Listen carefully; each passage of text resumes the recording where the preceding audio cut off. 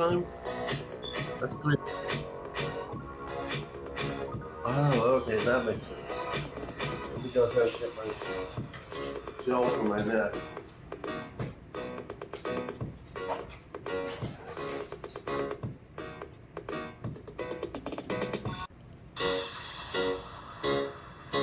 Okay, no problem.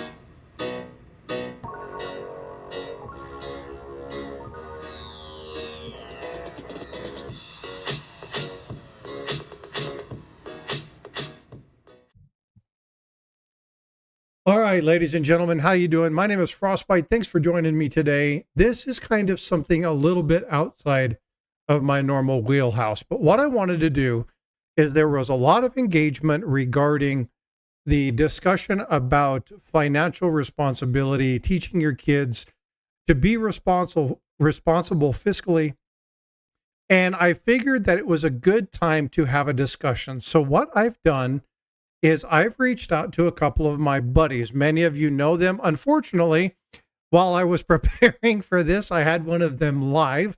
So you guys have already heard Tiger Stacker in the background. Stacking Surfer is setting up. He's running just a few minutes behind. So I'm going to bring them up in just a minute. But I want to ask the chat a question. Hey, Coach's Magic, how you doing, brother? Good to see you. Michael Hernandez, good to see you. Nickel Stacking, David Carlisle, Steve Lapointe, Matt T. Dislogic. Y'all, thank you so much for being in here. I greatly appreciate you. But I have a question for you. When you were in school, when you were growing up, did you have somebody teach you the importance of finance? Did you have somebody teach you the value of money? And when I talk about the value of money, I'm not talking about 10 cents, 25 cents, 50 cents, a dollar, $5, $10. I'm talking about what it actually is worth. Understanding the things like silver, understanding gold, understanding now you get the precious metals like platinum and palladium, probably weren't around when many of us were kids. I mean, they were around, but they probably weren't in the mindset of us. But looking at the primary, how many of you were taught the value of money? And so I'm going to give it just a couple minutes and I want to see kind of the general reaction of people. And I'm already starting to see comments. Nope, didn't anything. I had to learn the hard way. Didn't even learn much in college. Again, this is kind of something that I gathered. Now, I'm going to read you guys something before I get started that really kind of cemented the fact that I wanted to do this particular stream, talk about it, and let people know what was going on. And so the comment that was made, I'm going to get here. Oops, got to be in the right area.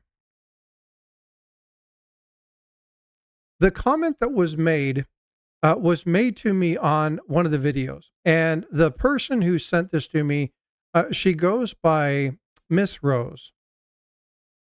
Now, Miss Rose had an amazing thing. And she said, respectfully, I taught elementary school for 36 years. I retired at 21. Around 15 years ago, I realized this truth. I was teaching subjects that were probably not going to be relevant in the future. It was a very defeating truth. I spoke to other elementary school teachers and administration. They basically shut me down. Speaking with a voice of reason makes you an adversary in many of their progression statements. All of the names in progress. We keep pushing forward, doing our best in the curriculum, and it all changes yearly. When we finally get something, we get good at something, they switch it up. I don't know, my friend. I don't have many answers. There are so many unanswered questions, but keep moving forward. Do we really want critical, thoughtful thinkers? Do we want to be prepared for the executive decisions? Or is every profession simply turning into a technician? Now, I modified that a little bit because there are a couple things that were added that are not necessarily relevant to this. But there was something about this that really stuck with me. And the fact that we have an educator who said the principles of things, the life skills are basically being let go. We're not talking about those things anymore. We're not teaching kids how to do certain things. And when I was in, we learned how to sew. We learned how to stitch. We learned how to do that. But I never learned finance. I mean, granted, I learned what money was. I understood what was happening with, the dollar, the quarter, the nickel, the penny. I understood how to make change for a 20. I understood essential math. Right now, the new math, we won't even get into that because that's a total wreck.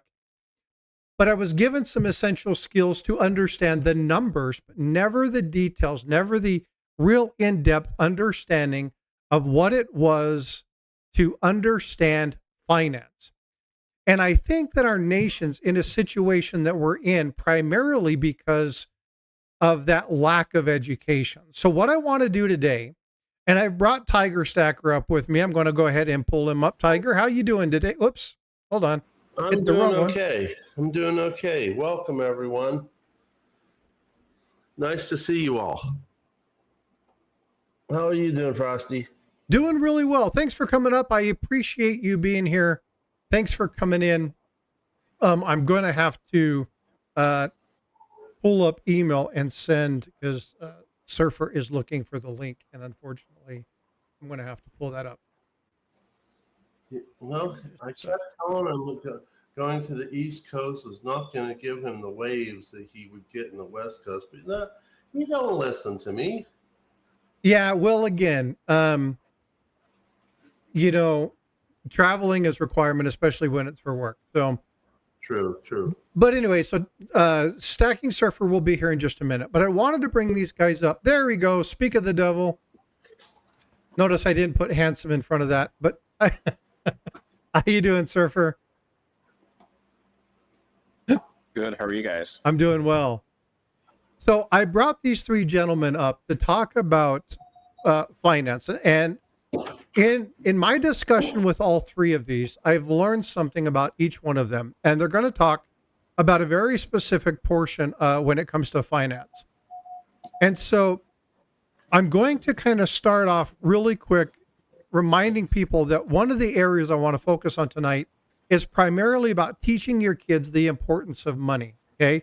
That's going to be one of the premises. But in order to do so, I want each one of these to kind of elaborate on what they do to help their family. So Stacking Surfer is a father, right? Has kids, has an understanding, has history in the banking and the financial world.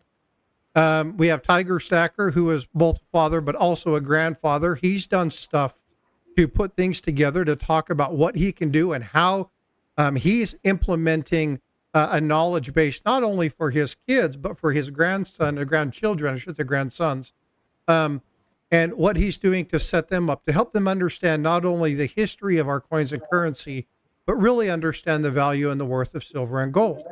What I'm going to be talking about is I'm going to be talking about the kind of the things that we can do to kind of teach the kids a little bit on the emphasis of saving, talking a little bit about the introduction of investing, looking at those things like how to encourage things like a summer job. Hey, Dog World, $10 super chat. Thank you, my friend. Love you so much. I greatly appreciate you. Yeah. So, and this is one reason that Surfer's here is because he has talked about this stuff, looking at things like Roth IRAs, helping them understand and set budgets, and looking at those kind of things. The biggest thing about teaching kids money is letting them know that they're not alone in this. And when you get teenagers, it's important to have them sit alongside of you when you're doing your budget to understand that they see the woes that you have to go through, right? They see how much things cost. They have to understand that money doesn't grow on trees. Amy Harrell with the $5 super chat. Thank you, Amy. I appreciate you for your support. Thank you so much. But again, it's really important. Welchko says, oh no, not that Surfer dude. But again, so I want to turn over to Stacking Surfer. Thanks for coming up, brother. I do appreciate your time. I know that you're traveling and you had to hurry up and get to the hotel to get set up. So thank you so much for coming in. Hey guys, how's it going? Good. So, I think part of this is, part of it depends on the stage your kids are in, but you can set it up, pretty early. You can also help your grandkids if you're in that part of your life too. So a lot of it just comes down to the stages and your means and what you can help them out with. For my kids, we did 529 plans for them and put some money in there. You can pull those out tax-free when you do college. I've also done a lot of Roth IRAs as well as personal IRAs in the past. And, I can talk about those too, Frostbite. And then outside of that, a lot of it comes down to other instruments of investing. So my kids have gold and silver that's put away in a safe. And, it's on a ledger, so it's not like in a little package that says their name on it. But you can do that. I think Tiger may do some of that stuff. So for me, it's just kind of all put together for right now. But, I've got an accounting of what goes to who. So we've got things like that. We set up checking accounts when they were young. And we also set up a savings account for them. So that was something that we did. And then now that all my kids are basically leaving the house and starting to do college now, we're into a new phase. But, one of the things that we did fairly early on was talk to them about savings and doing chores. So we had a 3-ring binder that was like an 8.5, 11 size. So kind of a normal 3-ring binder that you would have. And we started this with them, I would say probably around the time that they turned 7 or 8. And we had different folders in there. So we had little clear zip sections that you could put in the binder. And so we had one that had the money you earned. And then we had one that had for taxes. And we had one that was in there for tithing. And we had one for fun, one for college, and then to help with doing like charity. And so we had, a board on our wall that used to have different chores they could do, and they could earn different amounts of money for that. And it would go into their books. And we were able to keep that pretty strong until I would say they entered junior high, and it kind of fell apart. They no longer wanted to participate in it. But it was great. One of my daughters the other day found her book and said, "Dad, I've got some extra money in here. I can use this for this trip I'm going on," which was great. And, it's more of an exercise of helping them understand how to deal with finances. My twin daughters, we had them take 2 personal finance classes for their math in California instead of focusing on higher math. They're not big scholastic kids. They're more into the performing arts. One's a cheerleader, one's a dancer. And so for them, I felt it was more important for them to understand the basics of finance than it was to, get heavy into trigonometry and going into advanced math that they probably won't end up using in their life very much. Right. So, for us, it was a basis of trying to teach them how to do things. They've both had jobs, summer jobs that they've done, and they've earned money. And, they've gone through that process of paying tithing, and then it wasn't enough to pay taxes, but they understood needing to earn money to go buy things like nails, to get their hair done, and new clothes that they wanted too. But we weren't so strict. I grew up with some people that their parents didn't buy them anything, and they had to earn all their own money to do that kind of stuff. For us, it was more of an exercise of helping them learn how to do things than it was trying to make it like they were living on their own when they started into, high school. So what what I did can you go into a lot of stuff. I could talk for hours. What would you like me to hit on?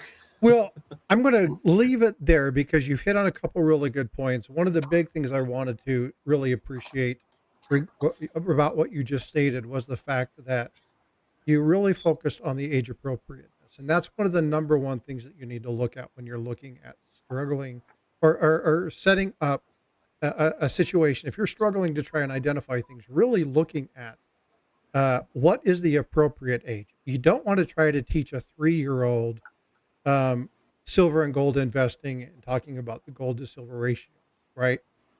You want to teach them, ABCs, 1, 2, 3s, teach them about quarters, teach them about nickels and dimes, show them the value. Just because the nickel is bigger than the dime doesn't mean that it's worth more, right? So understand the actual value of each one of the items. So teach them at that age group.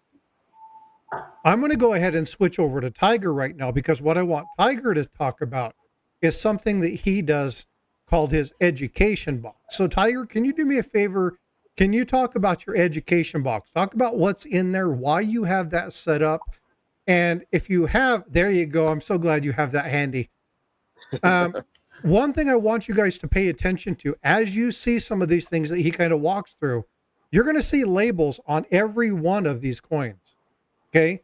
And the label is there to do a couple things. It helps them understand the value of when he purchased it and lets them know that this little round disc is not just $1, right? This little round disc is not just 25 cents. This little round disc can be worth 100, 200, 300, $500.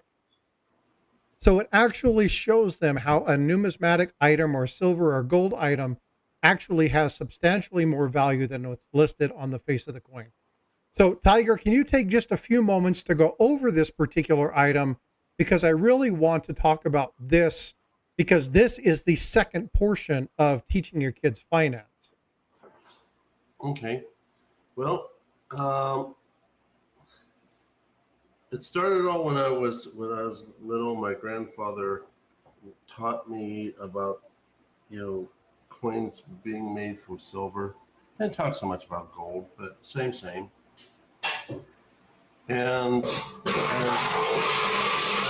on a second. Push him down. Thank you. So basically, he wanted to chime in and give his 2 cents. The only thing is that his 2 cents is worth a plug nickel. But anyway, all joking aside, I started thinking about my grandchildren, my grandson then, now grandsons, and how much that I was bamboozled like so many Americans and drank the Kool-Aid our government taught us, and how much I learned from my grandfather. Now I'm the grandfather. So not having a lot of physical things that I learned from my grandfather was mostly just memories.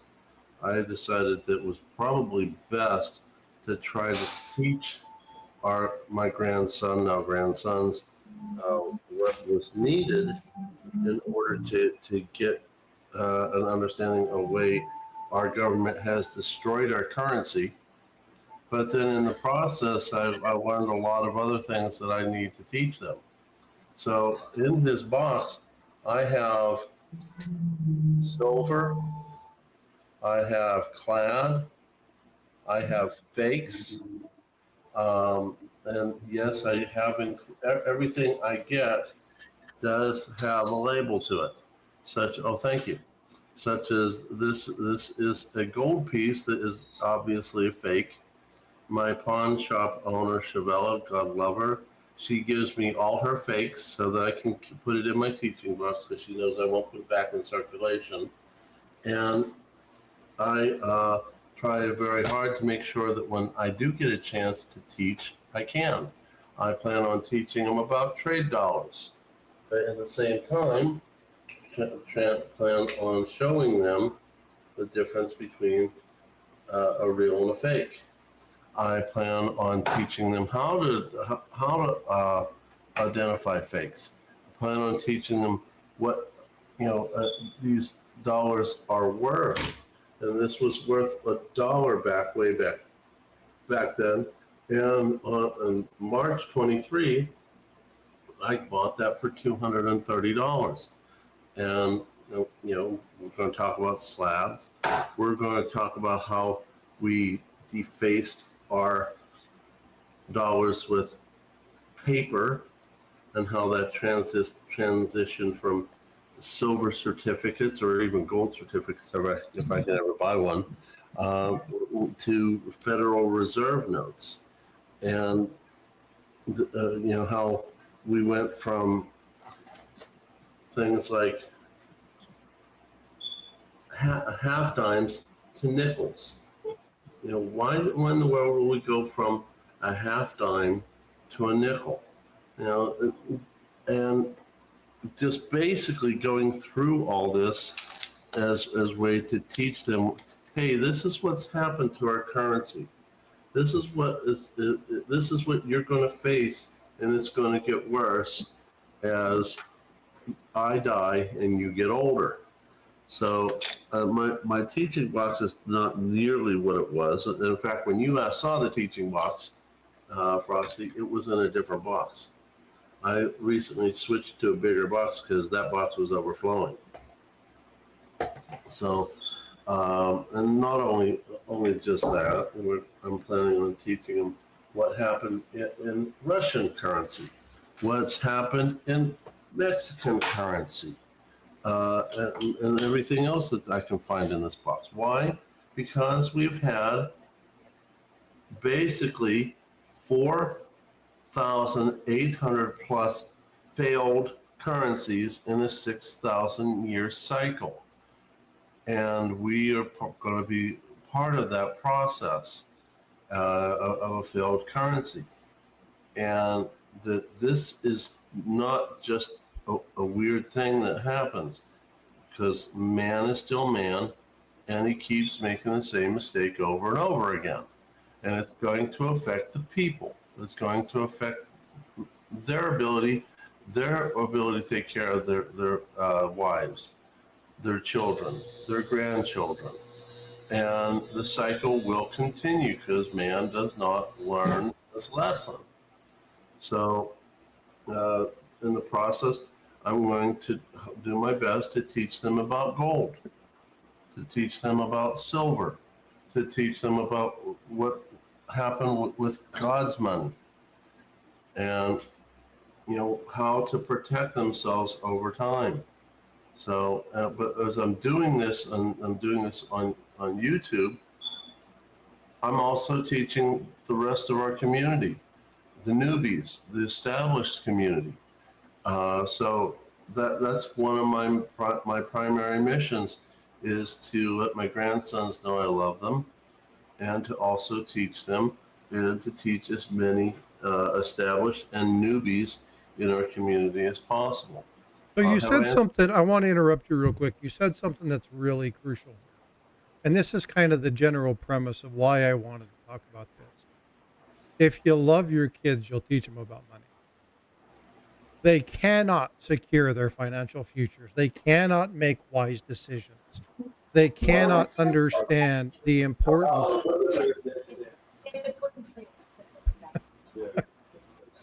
They cannot understand the importance of their actions if they don't have a good base knowledge about what it is that they utilize. Too often, we were joking the other day. Um, we were joking the other day in one of the streams about the Monopoly, right? There's a crypto version of Monopoly. There's a credit card version of Monopoly where you have budget, but there's no math involved. It's just you just swipe it and it tells you what you have left. There's no real thinking. It just automatically happens. And it's just numbers. There's no physical transaction. They don't really understand that you have to give something to get something. It's just an on-demand type of environment, and it teaches really bad habits. In looking at preparing for this, I was reading a couple different investment places. I was looking at what they offered for kids. So I was looking at the FDIC site. I was looking at Charles Schwab. I was looking at a couple religious affiliation sites. I was looking at um, Intuit. So Intuit is they're a money place. A lot of people do taxes, TurboTax, and stuff like that, right? They're a financial company. And looking at what the commonalities were between them, and a lot of them were like emphasize the structure of money, but it was like teach them credit, teach them how to have good credit, teach them their FICO score. And it's important that they understand that, but there's way more important stuff that you should be teaching your kids than your FICO score and stuff like that. So I wanted to, again, kind of talk about that. But when Tiger indicated that it's important to do this because he loves his grandkids, he wants him to know that they love him. Surfer, sorry, stacker. Everybody's a stacker. Surfer, same thing, right? The premise for him teaching his kids is because he loves them. The reason that I try to teach my kids and do that kind of stuff is because I love them. I want them to make less mistakes or figure out the mistakes earlier in life than I did, right? I want them to understand the principle that if they put money, 20 to 30 or $40, do you have the breakdown of how that works, Surfer? if you put $20 a month or $50 a month into an IRA? I, I don't, but I can tell you that if you start young, you can easily have $1 million by the time you get to retirement. And that's not even starting when you're kids. That's like starting when you get out of high school. And I forget how much it is. It's something like, Like $50 a paycheck, right? well, it's something like if you do $200 a paycheck for 10 years, you never have to invest again. Maybe it's even 5 years. I'd have to go pull it up. But we went over at an MBA school, and basically, you don't have to put very much money in. If you can put it in a Roth IRA, you can get started with it. You're investing, it's something like 7 or 10 years, and then after that, you're done.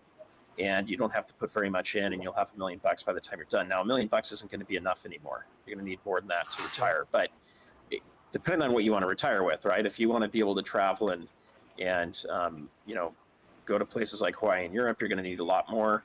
If you're looking to just not have to go work, that might be enough money for you. But I think the point, Frostbite, that you're kind of getting to here, in something I had to do with my family, is each kid is different in what they want to learn and what they're willing to take in. One of my daughters watches my channel. No one else in the family will. They kind of refuse to watch the stuff. But one daughter does. A lot of their high school friends were watching my channel. So they came and raided my sticker stash one day. And I found them, like, my daughter was handing out all these stickers. And I'm like, okay, they can have a couple, but we need to keep them for the channel still. But, the reality is each kid's going to be a little different on how they understand this. And, the real key is you've got to make more than you spend. Okay, that's the basic thing. If you can get them down to the point where they understand that they have to do something to make the money and that they need to spend less than they make, they're going to be on the right path. And then from there, if you can start to help them understand things like compounding interest, your gold and silver does not compound interest. Someone's not borrowing it. It's usually just sitting in a safe. So to me, I don't consider it an investment. I consider it savings. It does go up in value over time, but it's not earning interest, so to speak. It's a little bit of a different instrument. Jean-Luc Bradley just subscribed. Thank you, sir. Appreciate you. Appreciate the subscription. No, and again, I really like the way you phrased that. And I'm up here to tell people all the mistakes I made because I didn't get these lessons as a kid, right? I had to learn from the school of hard knocks. I have been debt free 3 times in my life and then turn around and ended up in way more debt than I was like, well, how the hell did I get here? Right. Turn around and go, where's my money? I make more money now than I ever have. Where's my money? How did this happen? And the fact that, I'm 50 plus years old and I'm like, where'd my money go? That's a problem, right? Because you're destined to repeat that. So what is it that I can teach my kids? So maybe they don't pick it up right now, and there are lessons that you teach your kids. Hygiene. How many people have teens? Yeah. We teach them hygiene. How many people know? How many of them actually perform that act? Right? A lot of them don't. But when they get older, they understand the importance and they go through. Right? We teach our kids to brush their teeth, even though when they're young, they probably won't do it. All we can do is instill the best information that we can. But the problem is that a lot of parents just don't teach finance. They don't teach their kids what it's like to balance a budget. They don't set their kids down when they're doing their bills and say, hey, come here, sit down. I know you don't want to be here for this, but I want you to show you money doesn't grow on trees. This is what I mean. Here's how much money I make per month. This is how much the house costs. This is how, because I've done this with my sons and my sons were like, holy crap. And I'm like, yeah. It's like, you guys know how much money I make. Where does it all go? Why am I broke at the end of the month? Here's why. This is where the money is. Here's my stuff and here's yours. Here's what I have to cover for you. I shouldn't be doing this. So how can we work on you picking up your bills? Right? What is it that you need to do? And walking them through that. And I found that my kids are more receptive when they understand that they're not getting something because they're already getting a bunch of stuff, right? They just don't realize, the internet's, $100 a month and, the $600 power bill or the $400 water bill, or, they're like, oh my God, you paid $600 in water every month. Yeah. And so breaking that down and actually walking through that with them helps. But you can't do that with a 5-year-old. It doesn't work. Sometimes you can do that with a darn teenager. No, with a 5-year-old, what you can do though is you can do things like a sticker chart, and they can they can make their bed, they can clean up the toys, they can help set the table, they can help take the dishes over to the sink. They may not be able to reach the sink. Maybe you can get a stool to have them do some things. If you've got nice stuff, maybe you don't want them breaking it, so maybe they don't do that. But you can do things like stickers. They earn 10 stickers and they get to go get an ice cream cone. There's things you can do like that from a chore chart that kind of start to help them understand, I do something and I get rewarded for it, at an early age. So I actually implemented something a little bit new with my kids this year. And it was like, okay, I need to cut back $300 a month. So here's my budget. Here's what we do. If you can figure out where we can reduce the money, here's the required payments. This is what we have. This is where we're at. If you can figure out those items, and usually those items are Tiger, Rig Nation, Hooyah, Starbucks, right? Cutting the Starbucks, right? To reducing how much we go out to have coffee, how much we go out to eat, how much snack we get as far as going to the grocery store, cutting out certain items from there. You guys cut out $300 a month, right? And I'll give you guys $50 of that, right? We do that budget. If you uphold that at the end of the month, then I'll give you guys $50 free and clear. You don't have to do anything. Just don't spend that money, right? If we can do that, then I'll give you guys that money at the end of the month. It may be in the form of a cell phone bill. It may be in the form of gas money. It may be in the form of a nice dinner. I took my oldest to sushi the other day as a reward. So there are opportunities to do that. But what is it that drives them? And for them, it's, oh man, I just look at a couple of problems, figure out where the cut is. Yeah, I don't need this thing. It's nice to have, but I don't need it. I'd rather have the cell phone paid for. Right? That was their catalyst. For my younger son who just got his first car, it was, man, I need gas money. So, whatever we can cut back to help me pay my gas bill, that's my thing, or covering the insurance. That was his thing. So there are strategies and tips that you can do. Tiger's laying out all of his stuff. You're kind of seeing everything out. Well, but the good thing that the reason I'm doing that is to get people an idea of part of my plan, that when I get a chance to be the grandfather teacher, I've been prepping for this. But the thing is that there's so much to teach, whether it's gold, silver, clad, fiat, real money. There's so much to teach. And I want people to realize that as I'm laying this out, that, if they want to do something similar for their grandchildren, then, start now. Start your own teaching box. Tiger, I'd love to see you create a plan that's on paper that could help us. That depends on what the plan is. I mean, well, just an example of what you're doing with your box there. Mm-hmm. So here, let's go over a couple of these items real quick, because Wi-Fi shortage. Let's go over a couple of these things, because I know a couple of the coins that he has in there. So Tiger, I'd like you to do me a favor. You have a seated quarter sitting there just above the 3 quarters of the 3 Susan B. Anthony's. So can you grab that? Yes, Thank sir. you. All right. So one of the things that I really like about I think you're covering the price with your thumb, or is it on the reverse? Oh, yeah, I did. Yeah. Sorry. Okay. So what's cool about this is a quarter, right? But the value of this is how much? $10. Okay. So people look at it and go, well, how is that worth $10? And what that does is it allows the opportunity for a conversation to be had. Right? And where do we learn? Right? We learn when we talk to each other. We learn when we converse. We learn when we give them the opportunity, because when we give them the opportunity and they ask the questions, they're vested. Right? This is when they feel Okay, now he's taken time to answer my questions. Yes, it's his hobby, but now he's answering my questions. So what you're building is you're building investment into your child. Okay, that's one reason that I like what he's doing here.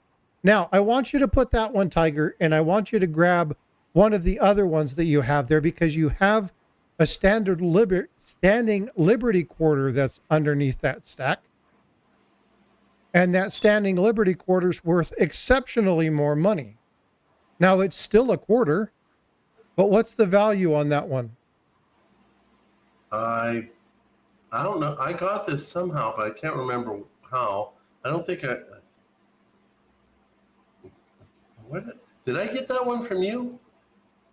Yeah, we traded. And that's why I don't have a dollar figure on You it. should have a dollar figure on there. That's an $87, $88 coin. So the coin you traded me was a little bit better. Him and I worked out a deal. We traded a couple coins. I wanted a nicer one for my typeset book, so I know the value of it because I sent it to him. That's why I knew he had it there when he wasn't showing it basically on the screen. What's the difference between the two? Well, it's a different design. The quality's better, so it teaches kids to look for certain things. This is teaching them numismatics, right? So now we got numismatics down. This is great. This is fun. This is hobby stuff. But when Tiger leaves, passes away, goes away, to be with his dad up above, who's going to have to go through this? Who's going to have to actually sort through what's here? So another thing that Tiger does that I find exceptional, I talk about it all the time, but this dude puts it into practice. And that is, he has a list of everything he buys and how much he purchased it for. It's a full-on spreadsheet. And Surfer's like, yeah, I do that too. You haven't seen mine, no. But I know Mad Stacker. I'm rebuilding mine. Mine got the Apple Cloud deleted it. Oh, bummer. So I'm in the process of rebuilding it right now. Yeah, I have to go grab all of my stuff and do mine. High-tech way to protect your data. Very high-tech. And this is coming from such a high-tech Tiger. Yeah, I bet it's very, very, very high tech. It's a pencil. Friends, 2 copies, stash them in different locations. We'll get there. So I have all my receipts, and what I'm going through is I'm basically cataloging them. They're all being numbered and lettered on the back of each of the capsules or the coin itself, and they're being put into specific boxes, and then those go into a safe. So everything's going to be, you're going to know what it is, and I have the market value of it as well as the value I paid for it. And then I'm a spreadsheet guy. I do pivot tables. So I'll be putting all of this into a pivot table so that my kids can easily look through all of it and see what's going on with it. So right now I'm keeping it off the cloud. See, what's terrible is as an analyst, that's all I do for work. And I am so disorganized when it comes to my own private collection. I just I leave here and go, oh my God, I don't want to do this, but I need to. Yeah. And the one thing that, again, I bring these two guys up here for 2 reasons. Number one, I respect the stuff that they do. I consider them friends. The content that they put out, not only is it fun, but they provide a lot of good information. And I've listed in chat, if I can have one of my subscribers or one of my thanks, Freaking Awesome's already doing it, making sure he's throwing their links in. If you haven't subbed these two up, please go do so. Hey, UFOs, what's going on? Good evening. Good to see you. Thanks for being here. But go sub up these two. Surfer's channel is growing extremely well. He's bringing some brilliant minds, talking about finance, talking about things like that. Tiger it really started to do a massive push on getting video content in. He's a traveling doc, so he's away from home a lot. So he's really trying to work on the sustainment of his. Tiger is a lot of fun. He does a lot of banter stuff. If you haven't seen Rig Nation, if you're frustrated or kind of whatever, Tiger's a really good person to go watch because he's funny. And his laugh, oh man, I love his laugh. It's distinct as hell. But I bring them both. I'd love to see if people can figure out which one I'm in and which one you're in. Say that again. I would love to see if people could take a guess on which Rig Nation I'm in, which Rig Nation you're in. Well, so I think everybody in here probably knows which nation I'm in. Um, I'd say you got to hunt for me, guys. so I kind of have a feeling. So I'll give you guys a clue, okay? And I don't know if any of you are really aware of this, but I'm going to kind of do this, and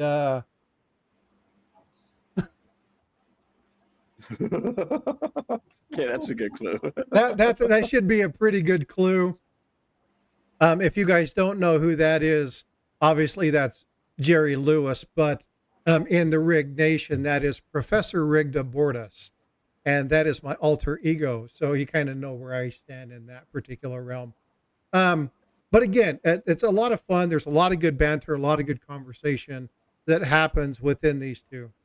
It doesn't work with the gloves. One day, you have to get gloves to do that, Tiger. It doesn't work with the, yeah. Well, I can go get my human gloves. You can do that. But again, it's one of those things where I bring these two up here because I really respect their opinions. Um, and when it comes to organization, when it comes to structure, when it comes to finance, when it comes to stacking, I really trust these guys' opinions. And I wanted to bring them up because there's a lot of information that they can share. This is a really important topic. So I'm going to go ahead and step away, and I'm going to talk a little bit about what we've been doing so far and talking about some of the basics. So some of the things you can do. And we've already talked about emphasizing things like savings, talking about the value of money, doing those kind of things. And then when they start to get to that 10 to 12 range, this is when you can kind of start talking to them about investing. And when we're talking about investing, it's their assets, their toys. Like, so if they have something, they want to get something and they want to buy something, it's like, well, what do you want to do? You know, you have to take care of your toys, right? If you damage a toy, you're going to replace it yourself. Teaching them the responsibility of doing that. So there are lessons that you can do to actually teach them how to do that. So you can give them money, give them allowance, like he was talking about, give them their stuff, break that down for them. But do that cost benefit, right? If you damage it, there is a repercussion to that. If you spend it, then you don't have it. It's not going to be, well, you spent all your money. We're at the store. I'll go ahead and buy it for you. It's like, no, you made your decision. You spent that money. Now you have to wait until your next investment thing is done. A good example. One of my twins, they're 18 now, and we refreshed their phones for them. And I said, this is the last time I'm refreshing a phone for you guys. And then we'll figure out part of the payment plan because there's a small fee that we pay a month for them. She took her case off. She cracked the back screen. Some of it off. And I told her, you need to go to the Apple store and you need to get it fixed. It's probably going to run you about $100 to use the Apple Care. And she went to just do a humanitarian project right now, and a kid threw her phone in the water. She was also sent with a waterproof case. She did not put it on. Her phone's completely fried now. Okay. It's like 4 months old. So she's now going to have to come back, and she's going to have to learn that the consequence of not getting something fixed quickly. It's not going to be $100 anymore. It's either going to be $200 or $300 that she has to pay to get a new phone. And there's no funds coming from me to get that fixed. So she's going to have to go and earn that money, and she's going to have to go fix that phone. So it's not just when they're kids, it's also as they're young adults trying to figure all of this stuff out too. You know, what are those costs and consequences for delaying getting something fixed? You know, so you start with the toys, you move up to things like radios and maybe phones at some point. I also recommend not letting your kids have a phone until they start driving a car. Personally, I only let my kids have it once they started driving a car, and high school kind of recommended it. Outside of that, there you go. There's the real thumbs. Outside of that, I just did not want to do that. But anyway, that's an example that's just come up in our life. Tiger, you're lucky that someone's not watching this right now. Why? So that's a really good thing. And again, I talked to my daughter, so you guys know Bifrost. Bifrost is, you're going to have to probably push that more towards the table. I don't think it's going to pick that up. You need to be a little bit further away. But talking to my daughter about art supplies and stuff like that. Now, I will invest in my daughter's artwork. I will invest in stuff. I will buy, I will coordinate people. I will help her build her network. I will coordinate contacts for her. I bring her up on stream. We do stuff. She gives stuff away. But from that has stemmed a couple different things. She's been able to get other kids at school. She's been able to get even people within the community to contact her through me, obviously, and say, hey, I want custom pieces done. And she's able actually to gain money from that. And then it's like, well, what do you want to do with that? She immediately invests it back into that trade because she knows that without those items, she's not going to have the resources to make more money. So she understands that it takes money to buy the things to make money. And that's a lesson that I kind of led her to, but never actually told her. And when she figured this out, now she's doing stuff. She's selling stuff and kind of doing different things, and she'll do stuff online. And now the gift, when she gives one of her pieces of art to somebody, it means more to that person. So it's showing her the value of her time and what her worth is. So there's a lot of lessons that can be done in that. I really like what Surfer's stating in that. Now, Tiger, you and I have a very set of similar situations with our sons and the fact that they don't get that concept. Right? Slowly. Oh, last time we've been talking, last number of times we've been talking, oh my goodness, he started complaining that when he got married, that she quit working as a dog trainer. He's got to do all the this and all the that and all the everything, and how much things are costing and everything. And I'm like, what do you want? A pity party? I told you a long time ago that the husband, the father, is the ultimate giver, not the ultimate taker. And if you're expecting to get kudos, get over it. If you're lucky enough to get a card for Father's Day, count your blessings. They don't always come, guys. So. No. And so one of the things that's funny about that is there's a trivia question that I ask. True or false? And I'm going to actually give something away with the correct answer. I'm going to do a random number. Actually, I'll probably pull somebody in chat and just do a giveaway. But true or false? Father's Day ranks in the top 20 celebrated holidays. True or false? Father's Day ranks in the top 20 celebrated holidays. I do know the answer to this one. Say again? I do know the answer to this one. Yeah, I know the answer. Yeah, I was quite amazed when I actually found out what number it was. Do you know the actual number? It's well behind Arbor Day. Let me put it that way. And a lot of people are like, what the hell's Arbor Day? Yeah, exactly. Is that where you do stuff in your garden? Well, no, not exactly. But what I will tell you is I'm joking. I know. Yeah. The fact that it's behind Arbor Day, though, tells you that we have a problem in this country, and you can point to a lot of those issues in this country based on that fact right there. Yeah, and again, so I've got a few people that have put the answer in there. I'll give it a couple more seconds. Freaking Awesome says I'm lagging by a few minutes. But yeah, so the answer is indeed false. We rank somewhere around 34th. Now, I want you to understand this is President's Day, Lincoln's Day, Arbor Day, the National Donut Day. Right? And this shows you where fathers kind of go in. So again, fathers being a dad, and I there's a difference in my book between being a father and being a dad. Anybody can father a child, but not everybody's a dad. And the three gentlemen that are here with me, the three of us, I would consider all of us dads. We really care about our families. We work to do the best that we can to provide for them, to teach them lessons learned, and do that. But we don't expect that reward. We don't expect that we're going to get stuff for Father's Day. If it happens, if my if my wife gives my sons money and my sons take me to lunch, you know what? I don't care. It's awesome for them to go, we don't have anything. Oh, okay, great. But what do they do for their moms? Like my son bought a 6-pack of wine for my wife's birthday, or my wife's, for Mother's Day. And at $20 a bottle, that's a pretty hefty little sum. He bought me a sushi tray from our local grocery store. Be grateful.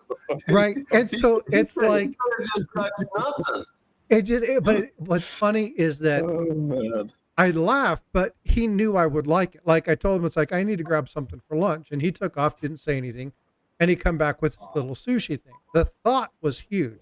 It really meant a lot to me. And I was laughing because I'm like, $150 worth of wine and a $8 thing of sushi. But I don't get caught up in that because, again, the finance piece is my job is to be the provider. My job is to teach the lessons. Whether they want to accept them or not is up to them. But yeah, the answer is in fact false. So, we have definitely, hey, speak of the devil. Hi, sweetheart. My daughter is in chat. You guys will recognize Bifrost Artworks. That is my daughter. She's the one that I just was bragging upon about the lessons and understanding art and the value of money. And, she's starting to work and do that stuff. So thank you, sweetheart, for being here. Do me a favor, if you would you please put your link, your channel link in there? Please go subscribe to her. She's, if you guys haven't seen some of her work, she's quite the little artist. She's done some amazing stuff. Her work's coming up in one of my videos. I've shown you the preview to it. That's Tiger's doing a call out for her stuff. So, but yeah, please say hi. Thanks for being here, sweetie. I appreciate you coming in. But again, when you're looking at teaching your kids, the one thing that I do want to say is on the list, there was something that I seen in a majority of them, and that is introduce your kids to credit. Now, I want to talk about why that's both good and bad. Okay. There are reasons to have good credit, right? So that is something that you need to have, but you've got to be very careful about explaining what that means. I would far rather have a emergency fund following the lines of Dave Ramsey. Now the $1,000 thing is no longer $1,000; it's like $3,000 or $4,000 now. But following those general premise lines about not doing it, but in turn, there are reasons why you want to have good credit. Purchasing a home, not even buying a car, buy a cash car, work yourself up. But there are strategies, there are things that you can implement, but you do need to teach them the responsibility of credit. Not just what credit is, but the actual responsibility of what it means to have credit. Okay, they're different lessons. So Surfer, if you'll take a couple minutes, we're going to stay on for about 10 more minutes. If you'll take a couple minutes, can you talk about some of the pitfalls that you see within the credit realm, having worked in the banking industry? Sure. So a couple things real quick.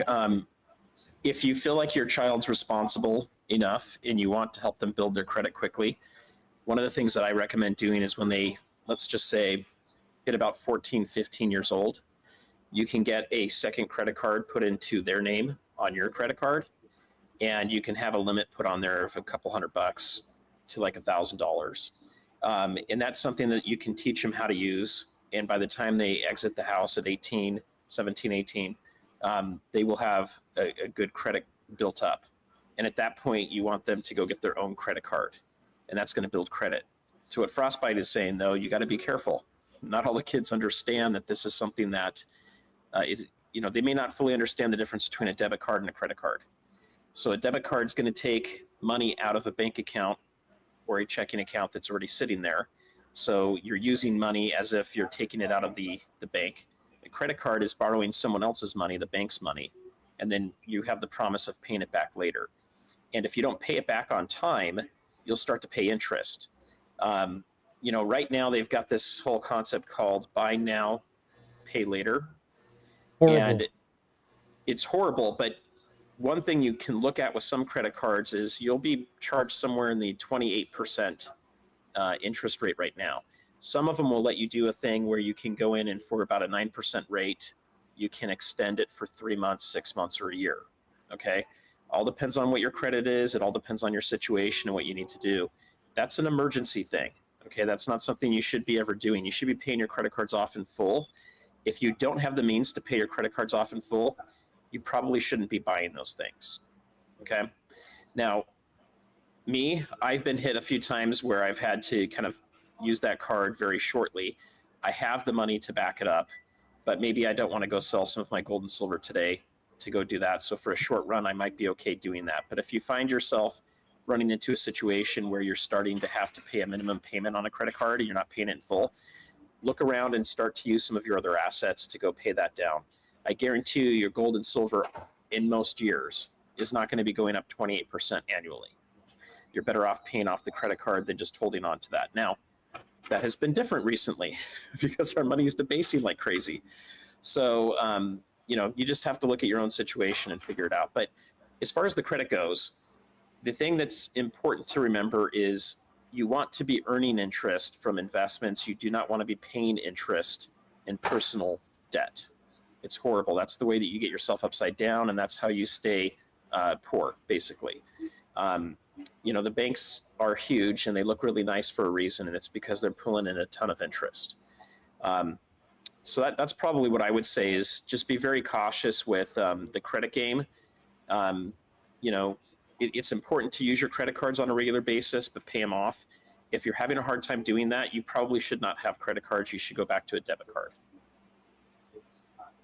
And if you get yourself in trouble, like I did long ago when I, didn't have the financial wisdom of waking up and smelling the coffee, is go back to the debit card, build yourself back up to a credit card.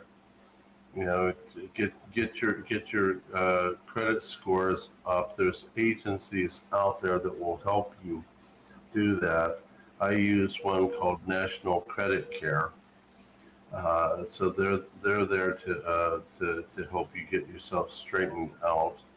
And once you get yourself straightened out, try not to put yourself back in that situation again. What's important, but I want to stop you there because it's important for people to understand that shouldn't be part of your plan.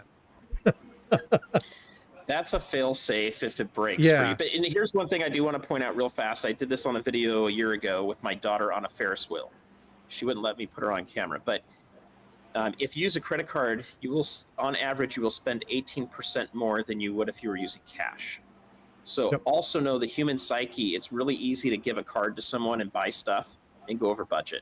Really, really easy to do that. Oh, yeah. If you have to pull cash out of your pocket and it's your last $20 bill, you're probably going to think second about that Starbucks. And you're going to say, nope, I'm not doing that right now. I want to keep this extra $20. So it's also good not to carry around a massive amount of cash in your pocket where it's easier to spend that. Take a little bit out each day, budget it, go out there. I'd rather see people do that than a credit card. The credit card is really more of a function when you have to pay digitally.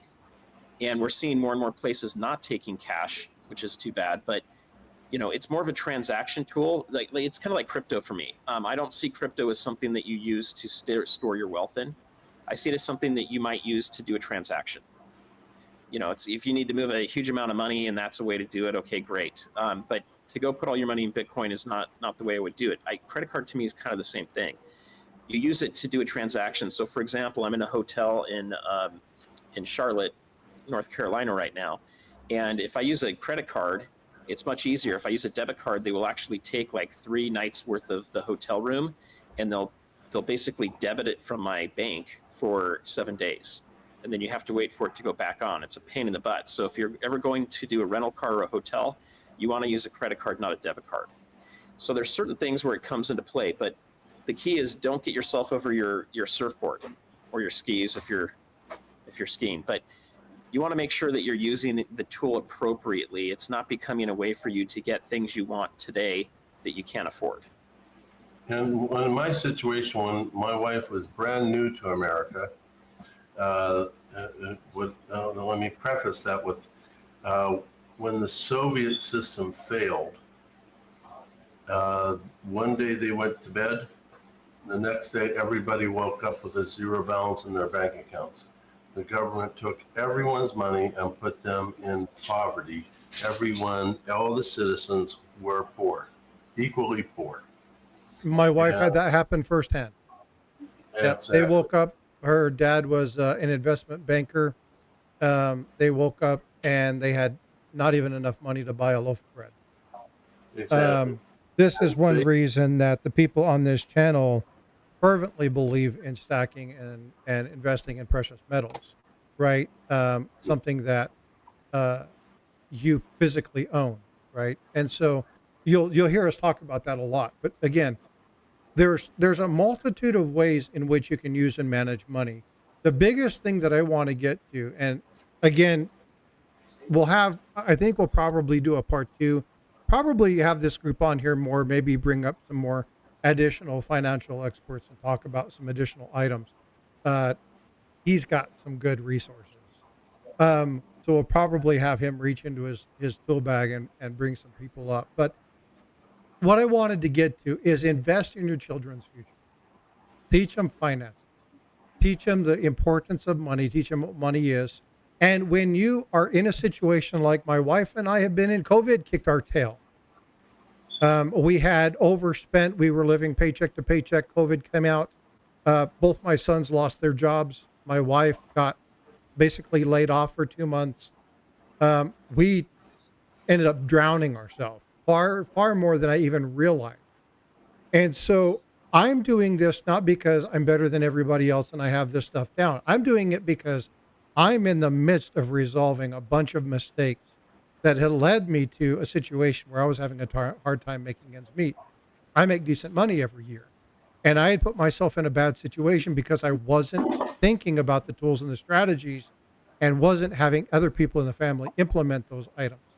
So it's really important that we stop, we take time, we break down, what's important. Teach your kids that. I talk about this with Bifrost all the time. What do you need? I have money. This is what we have. Do we want to invest in some items for you? What does that look like? I asked her the other day. Okay, this tells you something about Bifrost. She was going to dinner with her friends, and I asked her, "Can I give you some money for dinner?" She said, "No, Dad, I have my own. I'll spend less if I have mine." She did not take my money, not because I don't have it, but because she was of the mindset that I have my money, I'm working for it. I need to spend what I have. If I'm going to use it, I need to be utilizing what I have. That mhm. has meant more to me than years of learning how to balance my own budget because she's getting it earlier than I did. And Yeah. that is what we need to do. That's the lesson. That's the takeaway from all of this. That's what I wanted to leave you all with. Freaking awesome. Just joined the Planchette. Thank you so much for being a channel member. Freaking awesome. Now has a place amongst the member spotlight. So thank you so much for being there. I appreciate you doing that. All What right. I So want, go what ahead. I wanted to point out was when I was saying about my wife, she was in a cash mindset, as most of the people from that time frame and that country was. So when she came here, she started That's me. using the card, which she didn't know how to do, and she was constantly throwing me into a negative balance because she was, I know what I have in my pocket. I don't know about this card. I ended up giving her her own account with her own card, and then when she couldn't buy stuff, she started realizing, hey, I need to start being a little bit more careful with the plastic. The reason I brought that up now in this situation, it was a wife from Ukraine instead of a child, but the lesson is still the same. So that's the reason I've started off with the whole Ukraine and rolling into why they were poor and the cash mindset coming to America, now getting a card. That's the point I was trying to make.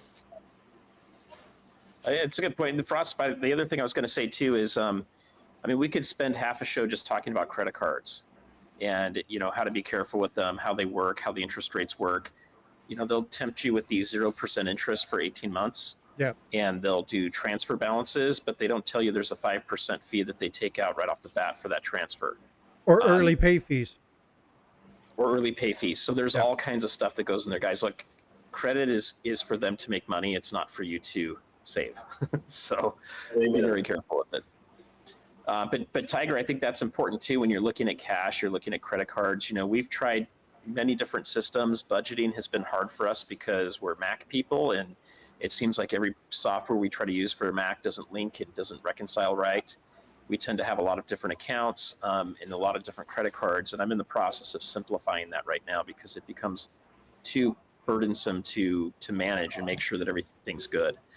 So, I think the key coming out of this is you got to get yourself in line first. You've got to get yourself under control so you can teach your kids. Yep. And I would start with what you know, and start with what you understand. And it's okay if they don't leave the house understanding all the financial tools that are out there. There's a lot of classes they can take, and there's things they can learn.